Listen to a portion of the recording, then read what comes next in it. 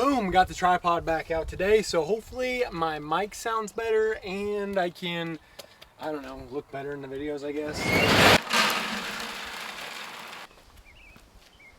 Okay, today I want to talk a little bit about raising cattle on a budget. I think it's really going to be real for a lot of you. I think there's a lot of us who are younger who don't have very much savings and want to get into cattle. And you know, don't necessarily want to go in a whole bunch of debt just to, buy some cows, especially at the numbers that these cows are selling for right now. Cow prices are very, very high, especially historically.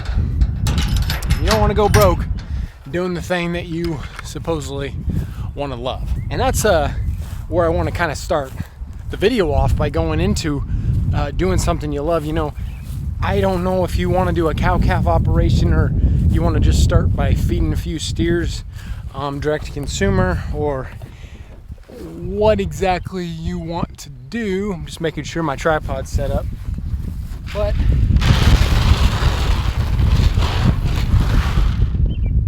how do you know that you really want to do that? You know what I mean? Like, how do you know that that is what's right for you? Do you really know?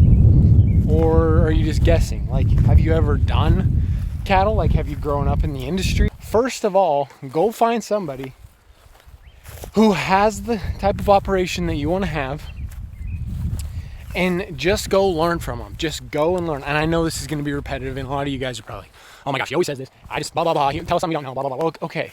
But it's such an important factor. I mean, look at every single successful business out there.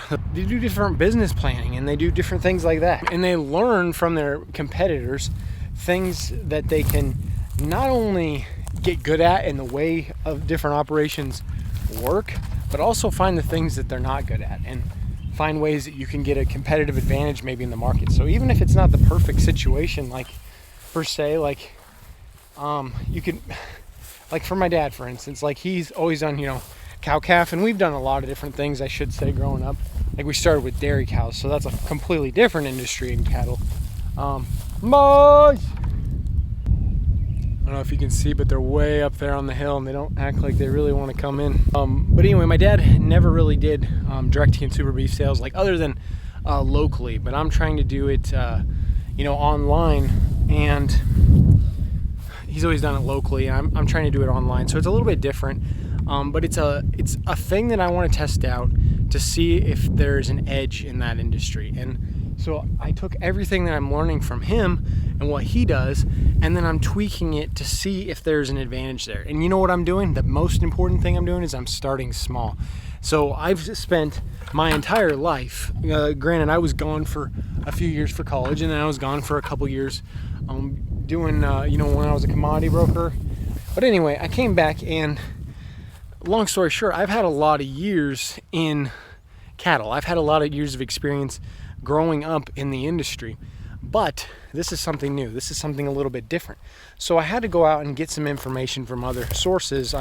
You can use, ChatGPT is a great source to just get a broad sense. Now, you have to fact check everything, but to get a broad sense. And then I went and found industry experts, people who have done this kind of thing, and just sort of pick their brain, ask questions. And, for the most part, most people in the industry are very, helpful and helping their neighbor, helping each other out. And that spiked the idea of Agri Summit. And by the way, if you want to join Agri Summit, hit me up in the comments. But anyway, I went out and I learned. I learned first, I have all this experience, and then I went out and learned. So if you don't have the privilege of growing up in the industry, then you might have to find somebody who is somebody or maybe a neighbor, and just ask them if you can learn, if you can just pick their brain. Even if you can pick their brain for 5-10 minutes, that's better than nothing. And just go from there. Then when you get to the point where you can start with a few head, like I'm doing. Start with 3 heads, start with 1 head, like whatever you can do. I'm fortunate enough to have this little bit of pasture that I can utilize in this little yard space here, but it's not a lot. Okay, it's not a lot. It's a couple acres, maybe 3. I don't know. I'm not saying that I'm not blessed by any means, because I think I am. But not every day for the opportunities I have to get better. And I think that's how the approach you have to have. You don't want to look at it as a negative of boo-hoo me, what I don't have. Think about the positives, what you do have, and what you can bring to the table. Play with the cards you got, you know what I mean? play with the cards you got. So that being said, learn, and then start small. Learn, start small. And once you learn and you start small, you have the ability to test without taking on a bunch of risk. You know, when I was a commodity broker, I was helping people manage their risk with futures and options, and there's hundreds of thousands of dollars of risk on the table. And it's like, dude, I don't want to go risk all that money right away because I don't know what I'm doing yet. And you have to be humbled to know and be able to say that. And being able to only take on the risk of 3 cows is going to give you the flexibility to try different things much easier than a big operation. Because to have a big operation, you have to setup costs is even more massive. You think about just the animal cost, we're talking setup costs. We're talking about bulk loads of feed. We're not talking about bagged feed that I'm using here a little bit differently, and we're not talking about little bits of pasture here. We're talking about, if you want to do grass-fed stuff, you got to talk. You're talking thousands of acres. Like that's millions of dollars. So not only should you start small, like you probably can't start any bigger. I mean, you can't maybe get an ag lender to get you a couple $100,000 maybe, but I mean, you can't just go and put in a $10,000 feedlot right off the get-go or anything like that if you're trying to go that route, let alone buy a quarter of ground when it goes for, I don't know, $10,000, $20,000, $30,000 an acre. I mean, it's crazy sometimes what ground goes for. And then I want you to really dial in with a lower number. Just get super good at calculating your costs. Again, it sounds repetitive, but if you can calculate your costs and you can calculate your break even, you are going to be successful, or at least you're going to know if you're going to be successful or not. Like, if you know your cost, you know what you have to make per head to make a profit. And after that, it's all about scaling to the point where you can live off of that income if that's what you choose to do. If you want to do it as a hobby farm on the side, kind of like I'm doing, have an extra income right now, then that's perfectly fine too. But I want to prove that you can do it with just ranch income. My farm P&L is going to be enough that it is going to provide full-time income someday. I don't know where that'll bring us, for my life, but I'm gonna prove it here on this channel. So if that interests you, please hit the subscribe button. And if it doesn't interest you, then I guess maybe I'm entertaining, but probably not. So maybe you don't watch my videos. I don't know. But anyway, if you can really dial in the cost with those lower amounts of feed and those lower amounts of pasture, hay, hay's a little bit cheap where I'm at right now. And you start to see the economics of it. You start to see when hay is expensive is on the drought years, right? You start to see when, if you're feeding corn, I'm not feeding specifically corn, but if you're feeding corn, you start to see how that corn market affects it. If you're feeding, I guess if you're cow calf and you're just selling your calves at the sale barn each year, you start to see how the cattle market weighs, the futures market weighs on that cash market and how they differ a little bit. If you're selling to a packer, you start to see kind of how that bargaining process works. And if you're starting really small, you're probably gonna have to do like a bulk thing and work with somebody else or work with a feedlot to get them sold to a packer. I don't know how much 3 head buying they do. Maybe they do. I don't know. I haven't really looked into that because honestly, we're here for the family farms, the family ranchers, right? We're not here for all the big corp. But anyway, they're a part of the game. You just got to learn which type of game you want to play, who you want to play with, and that's what it is.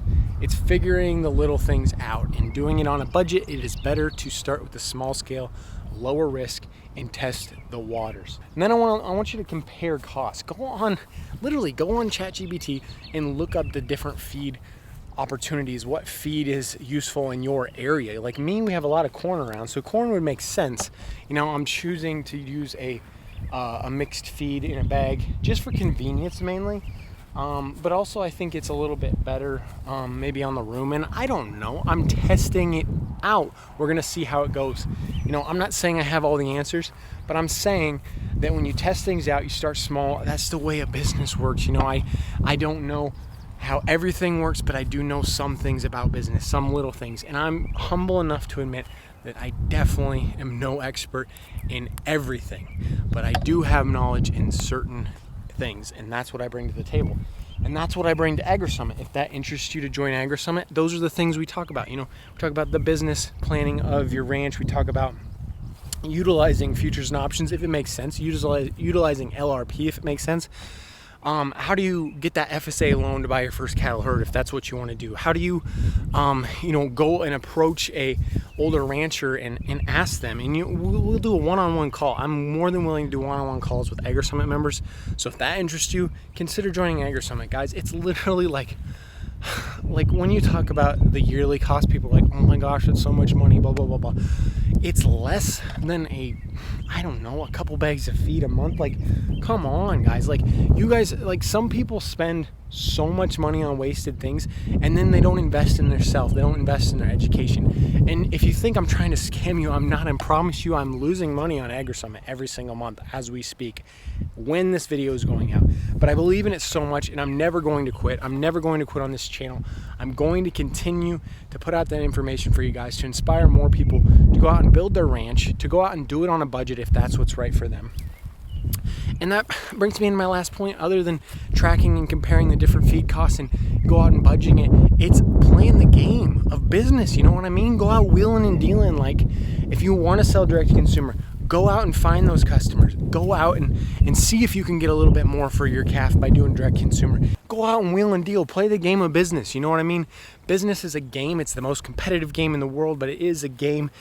And when you're risking a little bit of money, it is so much easier to play. It's so much less stressful to play. Be willing to take enough risk, but not too much, that you are not going to go broke in 1 year.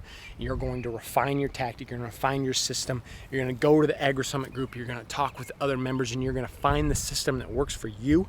And you are going to become the most profitable family rancher in your neighborhood. And after that, you're going to build a lasting legacy for your family's generations to come.